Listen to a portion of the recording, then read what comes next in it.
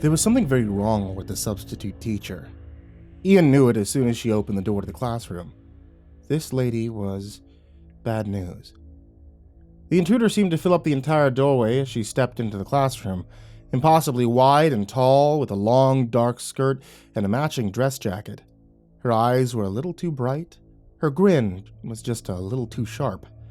Her gaze flickered across the room with machine-like precision, scanning faces and taking in the smallest of details for future consideration.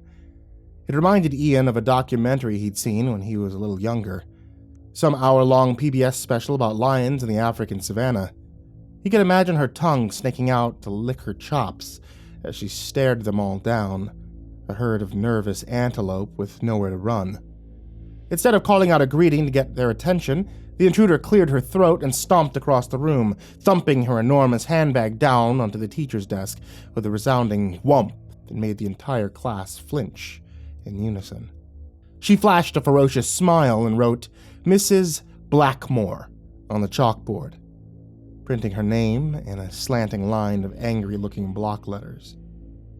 "Good morning, class," the looming figure bellowed as she clapped her meaty palms together with a sound like thunder. "I'll ask you to stop talking and give me your full attention, please." The classroom was instantly as silent as a tomb. The frightening woman gave the wide-eyed children a curdled grin and crooned, "Oh, that's much better. My name is Mrs. Blackmoore, and I'll be your substitute teacher for today, and tomorrow, and probably for quite some time in the foreseeable future. I'm quite pleased to meet you all, and I hope—" Molly Rogers waved a skinny arm in the air and blurted out, "What happened to Miss Wright? Why isn't she here?" Mrs. Blackmoore fixed her with a baleful stare and swooped across the room, her long skirt flapping behind her like the wings of a bat as she closed in on her prey. She leaned in close to Molly and hissed, "Molly Ann Rogers, there are 3 very important rules to follow in my class. Don't interrupt. Don't create a disturbance, and don't be a tattletale. We're not even 1 full minute into the school day, and you've already broken one of the rules." Molly shrank down in her chair, trying to make herself as small as possible. She whispered an apology at the floor. Mrs. Blackmoore glared down at her, her left eye twitching with a barely contained fury, and she snarled, "They're always sorry when you reprimand them for misbehaving, aren't they? Mercy, yes, so sorry. Well, you'll hear every excuse in the book when you put one of the bad ones in the hot seat." The substitute stomped her way back to the chalkboard, pausing at the teacher's desk to hover close to her handbag.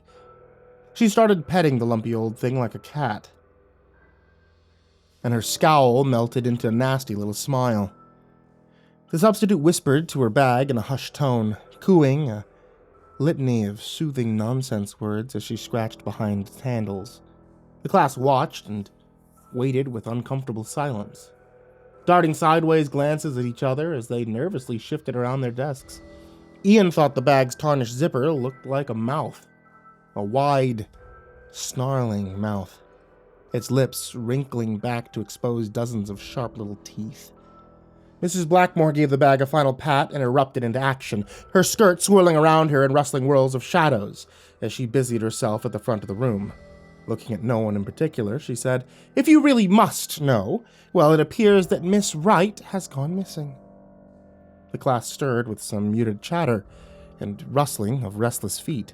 The substitute plowed on, talking over them in a tone that was brisk and vaguely sympathetic, like a newscaster reporting on some horrible disaster in a distant nation. "No one knows what happened to her, I'm afraid. She disappeared without a trace over the weekend, and now the police are involved. That's how these things go, I suppose.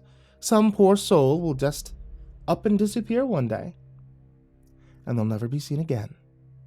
Molly let out a high-pitched squeak, her face as pale as milk, and Mrs. Blackmoore shook her head in grave disappointment.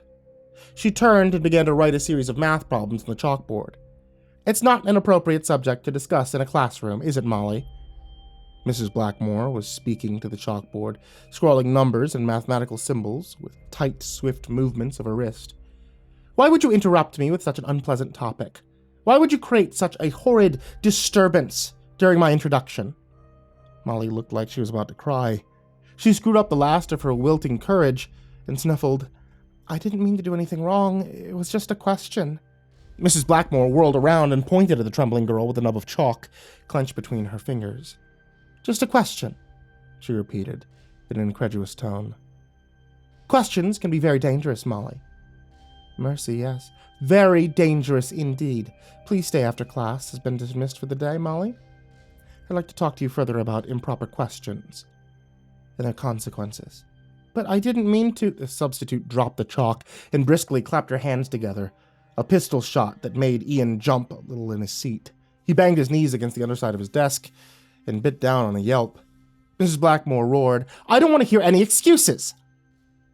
And everyone flinched in unison. See me after class has been dismissed, Molly Rogers. Is that understood? Tears welled up in Molly's eyes. She wiped them away with her sleeve and nodded. She looked like she was ready to faint dead away and flop into the aisle. Ian didn't blame her one bit. There was something feral lurking behind the substitute's laser precision stare, something unpredictable and wild. It seemed impossible they would actually hire this crazy lady to teach children. But there she was, standing at the front of the room with an off-kilter smirk on her face. Get your mathematics textbooks and open them to chapter 6, Mrs. Blackmoore growled, and she slammed the teacher's copy onto the desk with enough force to rattle the windows. You're going to work on your long division skills this morning, all of you, she added, and her eyes fell once again on poor Molly Rogers, who was doing her very best to shrink into non-existence.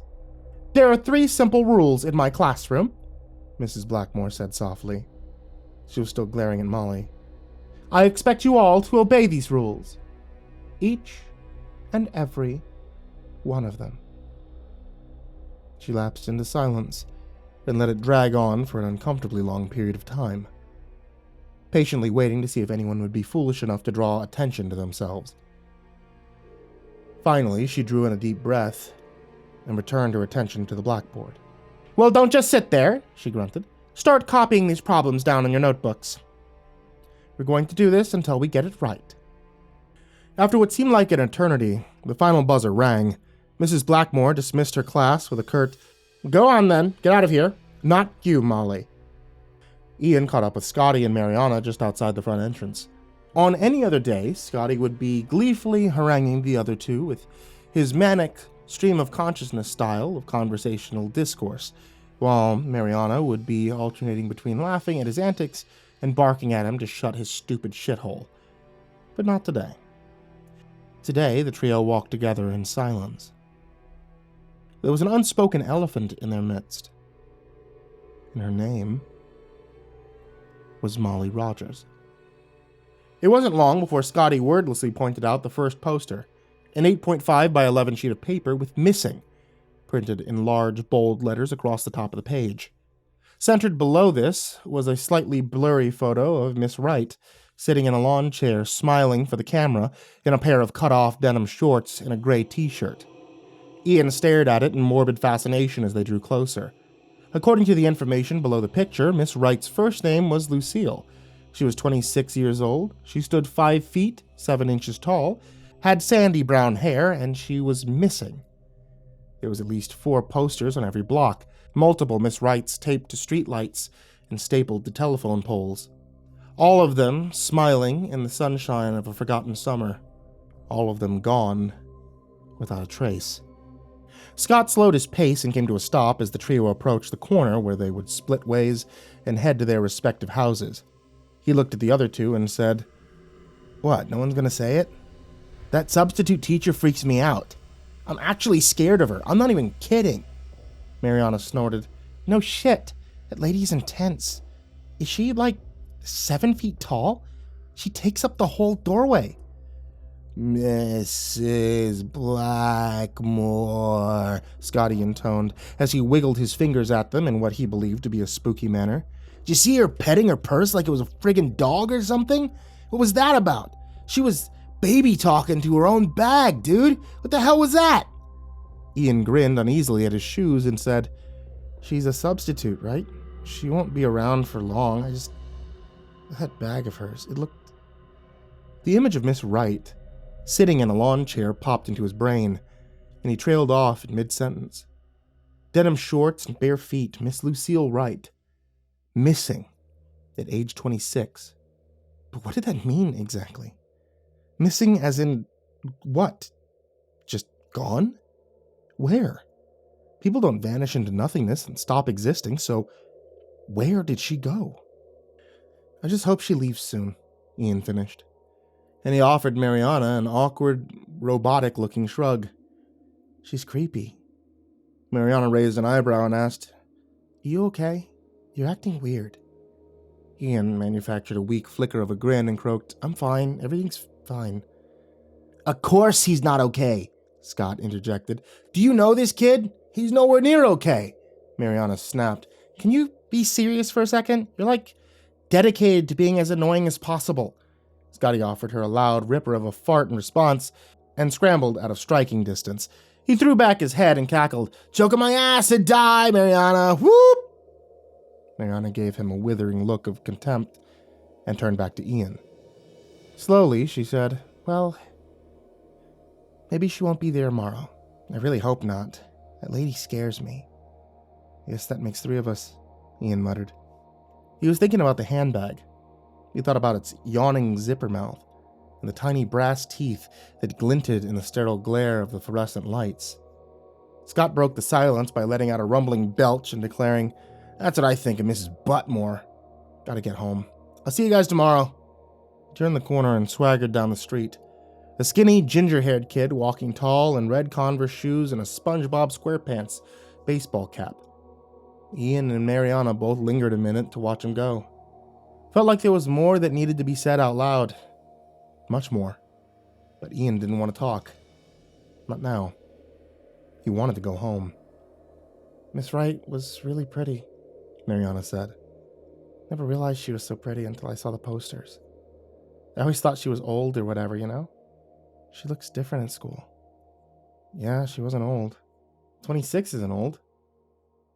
Ian could tell that Mariana had a lot more to say on the subject of Mrs. Blackmoore, but he didn't want to hear it. He didn't need to, anyway. He was thinking the exact same thing. He took a step back and said, Well, I should probably get home too. I'll see you later. I didn't like the way she was looking at us, Mariana blurted. The look in her eyes, you know? It was weird. It made me think of a story from this old book of fairy tales I had when I was little. It was called Hansel and Gretel. You know the one I'm talking about? So these kids are lost in the forest, right? And they find a house made out of gingerbread and they think that they're saved, but there's a witch living in the house, an evil witch, and she wants to eat them. Ian felt the fine hairs stand up on the back of his neck. He grimaced and shook his head. No, I don't know. There's something wrong with her though, for sure. Hey, I gotta get going, okay? I'll see you tomorrow. Molly had to stay behind, Mariana whispered. Ian pretended he didn't catch what she'd said and started to walk away. Frankly, he didn't want to catch it. All he wanted was to go home and curl up under a blanket. He would close the curtains, watch some TV, and not think about Miss Wright, Molly Rogers, or anyone else for that matter. He would curl up in a safe little hidey hole, and the morning would take care of itself. I'll see you later, Ian chirped over his shoulder, and picked up the pace until he was almost jogging down the street, thumbs hooked in the straps of his knapsack to keep it from bouncing around on his back. There'd be no more of that kind of talk, not today. It was officially blanket time. Ian was dismally unsurprised that Molly Rogers didn't come to school the next day. Ian did his best to ignore her empty seat. Looking at it made him feel like a bird was fluttering in his chest, hammering around in a panic to fly away and escape. It was best to not think about it. Try as he might, however, Ian couldn't stop himself from staring at Mrs. Blackmore's handbag. It stared right back at him, its brass button eyes full of animal cunning. The more he looked at it, the more it seemed to Ian that the bag had a face, a crumpled, hateful little troll face, a patchwork golem made from shadows, stains, and creases in the ancient leather. The illusion was completed by that wide, unsettling zipper mouth. Today it was partially unzipped, giving it a lopsided, degenerate leer. Ian didn't like it at all, not one bit. He was scared of his new teacher, but he was even more afraid of her handbag. Just before first recess, Mrs. Blackmoore made a heinous discovery. Richie Gamble was chewing gum in class. This unforgivable act of rebellion was deemed disruptive behavior, and Richie was ordered to stay behind when the bell rang for recess. When recess was over, Richie was nowhere to be seen. No one asked where he went, or even dared to mention the fact he was gone. No one said anything at all. For the rest of the day, the classroom was as silent as a tomb. When the 3 o'clock bell rang, everyone drifted out like a ghost, all of them striving to remain unseen and unheard. Mrs. Blackmoore positioned herself by the door and glared down at each student in turn, offering each of them a flashing sickle of a smile as they sidled past. There was a clear warning in that smile. There were rules, and the rules were not to be broken. Not ever.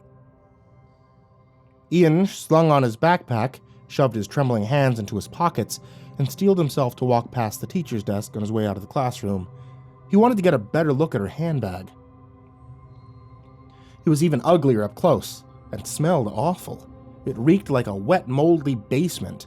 Beneath that, there was the faintest hint of advanced decay.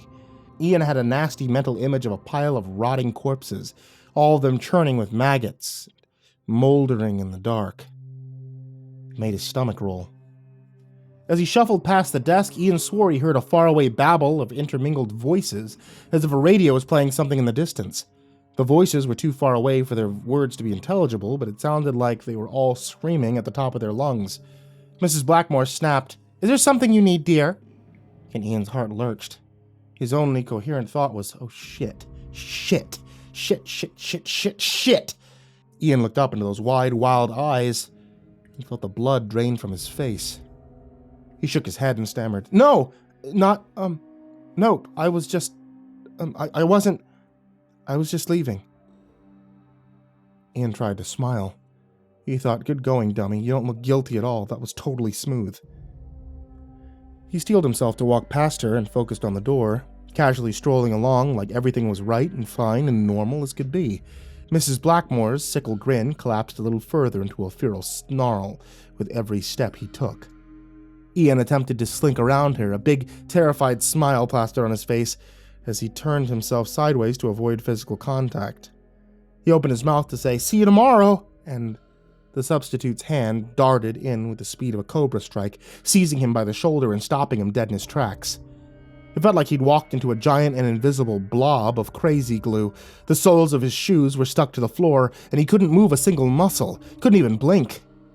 Mrs. Blackmore's broad, angled features filled his line of sight, blocking out the ceiling with the black curtain of her frazzled mop of hair. In a breathless rush, she told him, "There are 3 rules in my classroom, Ian. Don't interrupt. Don't be a disturbance.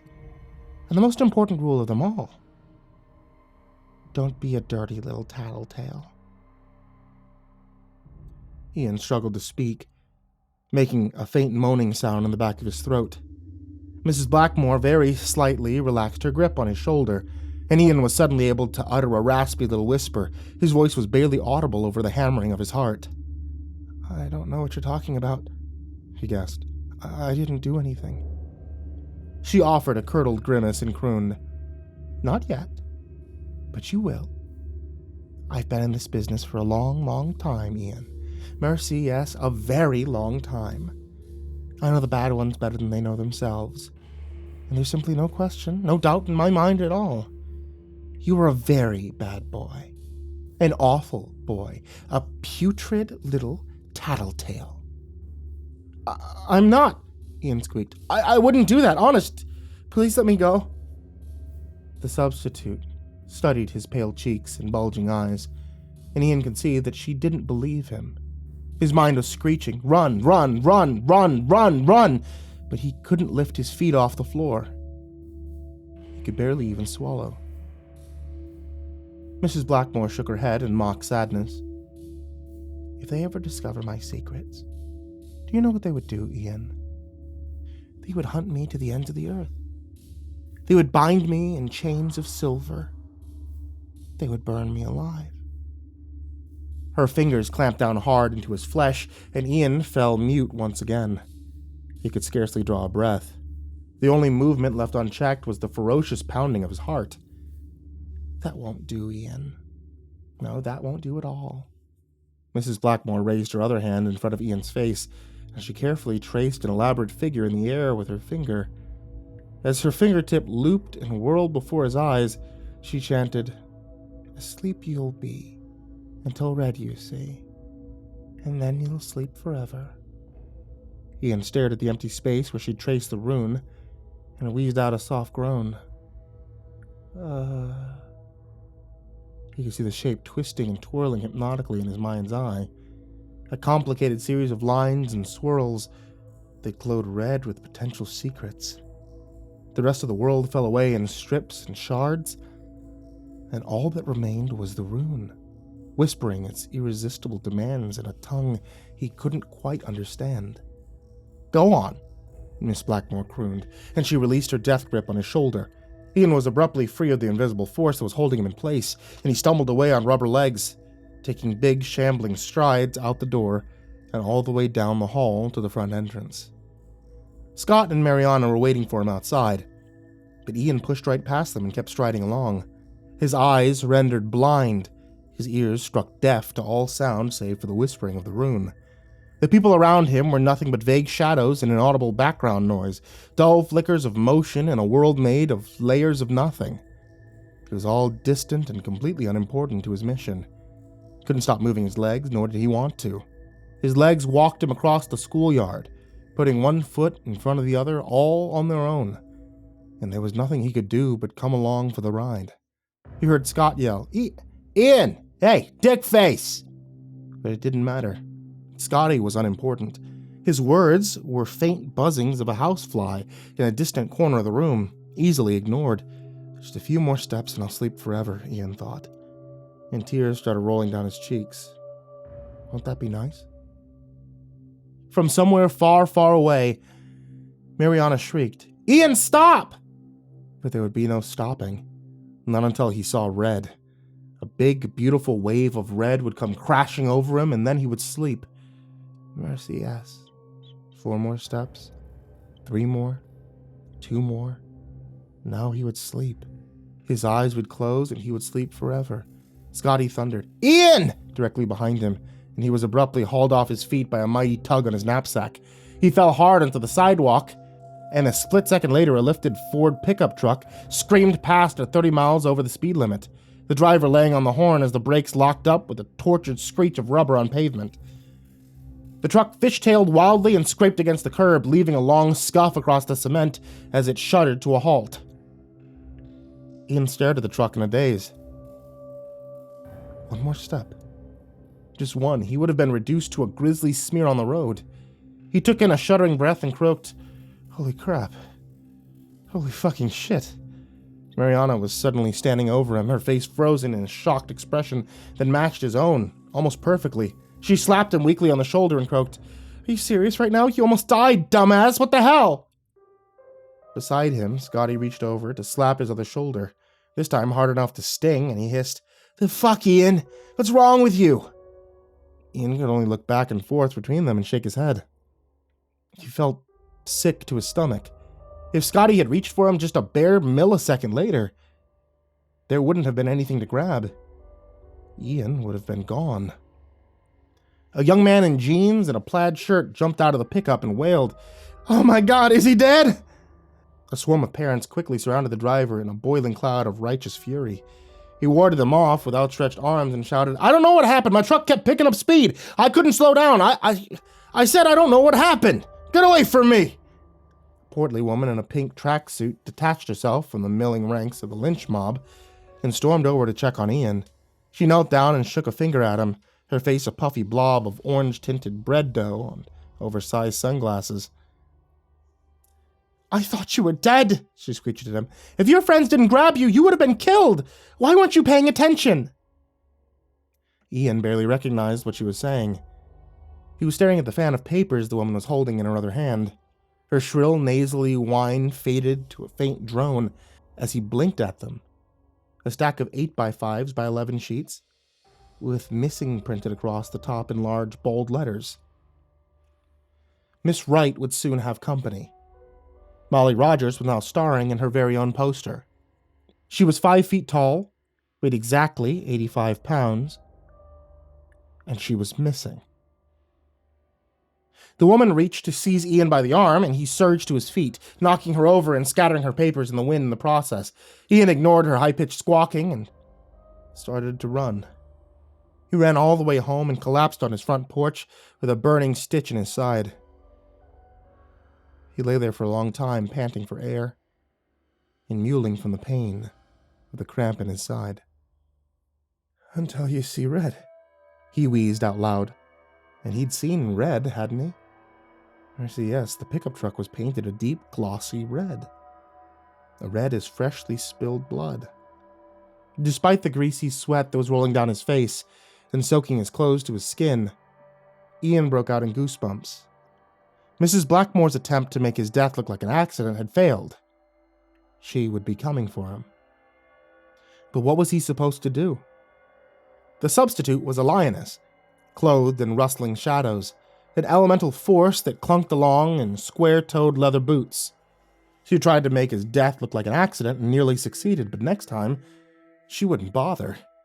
Ian would simply cease to exist just like the rest of them, and his picture would appear on a stack of posters the very next day. He was a loose thread, and it was certain that Mrs. Blackmoore wouldn't tolerate a loose thread. When a monster hides in plain sight, camouflage is everything. Her existence depended on skepticism of rational minds.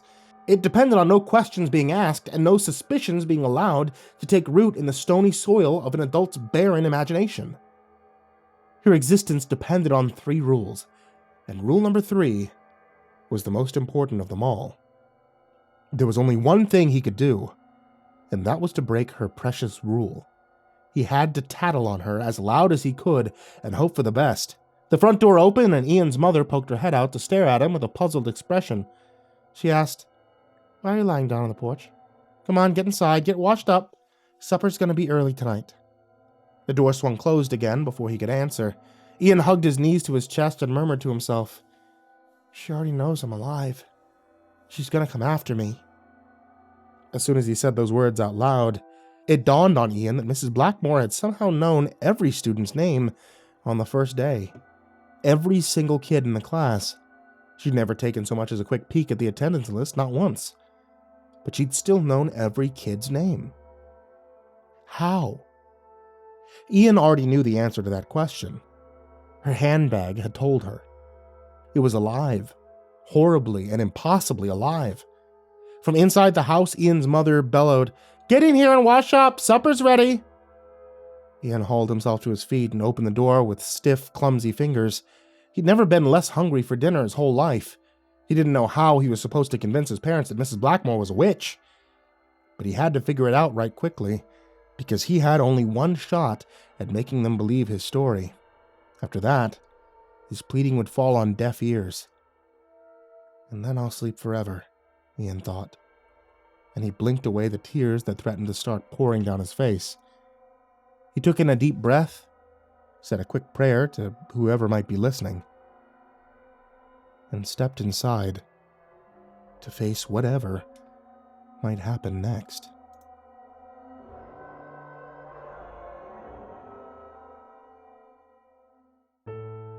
Hey there kids, it's me, MrCreepyPasta, and I just wanted to tell you thank you for watching tonight's video, or listening to tonight's episode of the podcast. And as always, I want to give a very big thank you to everybody who supports me on Patreon. If you scroll down to the description at the very bottom, you'll find a whole bunch of people there. Also, we've included this nice little scrolling thing because the number of people who support me on Patreon has gotten so big that I'm afraid it might actually max out the description. So we've included this here as the little scrolling text on the end screens. So everybody on that scrolling text, everybody I'm about to mention right now and mispronounce all of your names, and everybody who can donate even $1, thank you so much. A very big thank you to Jordan Alexander Sanchez, Stephanie Butler, Reaper61167, Bobby Karman, Tristan Pelton, Chance Burnett, Diana Kraus, Thiccy McQuicky, SamaHigh, CrusaderChocobo, SpookyShel, Atomaurus, Grand Moth the Milky, Big Smoke 369, Captain Scurvy, SaltyIrishPoet, Estebean, Brayden Morris, Nate Kuhl, HorrorFan1212, Hour Minute Second Time, Kyle Reznak, David Martin, Scare-ington the Unkempt, Robert Malcolm, Angelus, Spanky, Snoochie Boochie, Seclude, Lupita Galvin, That Creepy Chick, Tyler Fletcher, Merxenum, Red Shadow Cat, Xavier the Cheyenne, Demix, Sean Cadieu-baker, 6 Gay Rats in a Trenchcoat, Turtleman, Rob Like Sharp Things, Cryolinian, Xavier Graphius, Lord Life's Best, Goring Tramagasi, Maria Walker, Emily Mitchell, Crazy Kid, Mr. Marcus Blitz, Aka Limchok, Dirt Diver 030,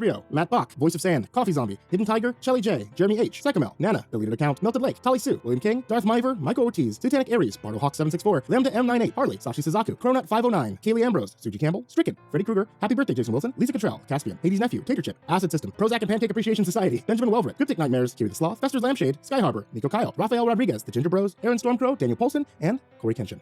As always, thank you guys so much, because you guys help me do everything that I do here. You guys help pay authors for stories and commission stories and do everything that I can do to make this channel and make this podcast the best it could possibly be. So thank you all for supporting me here. And as always, everyone, sweet dreams.